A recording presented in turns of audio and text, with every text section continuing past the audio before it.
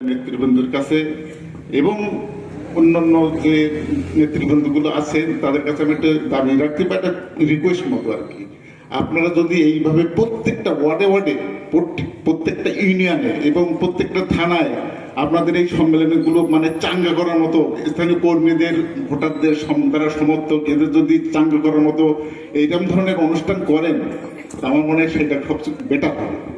আর সোনাডাঙ্গার এই এলাকার জনগণের প্রতি আমি একটা জিনিস বলছি যে আপনারা বিএনপির হাতকে শক্ত করার জন্য যা যা করার দরকার নেতৃবৃন্দের নির্দেশনা শুনবেন, তাদের নির্দেশ মতো চলবেন, আর কোনো অন্যায়ের সাথে জড়িত হবেন না।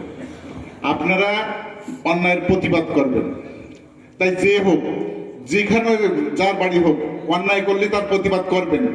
আপনাদের সাথে নেতৃবৃন্দ আছে, আপনাদের এই কুলিয়া ইউনিয়নের তিনি একজন আইনজীবী, আপনার এখানে এডিশনাল পিপি জনাব রফিকুর সাহেব আছে, ইনিও একজন পিপি।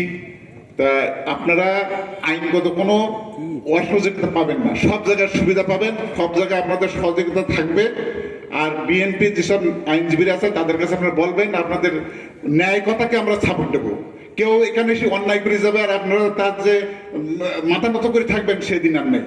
আপনারা প্রতিবাদ করবেন অন্যায়ের, এবং বিএনপির আমাদের যে কর্ণধারগুলো আছে দাদা যেভাবে বলে তাদের হাতকে শক্তিশালী করার জন্য যা কিছু করার দরকার আপনারা সেটাই করবেন। এই বলে আমার বক্তব্য শেষ করছি। আসসালামু আলাইকুম। ধন্যবাদ। সবুজ ভাইয়ের সদস্য হিসেবে আমাদের দেবাটা বুঝলা আপনাদের সদস্য সচিব টিকিটে আমাদের আসবেন।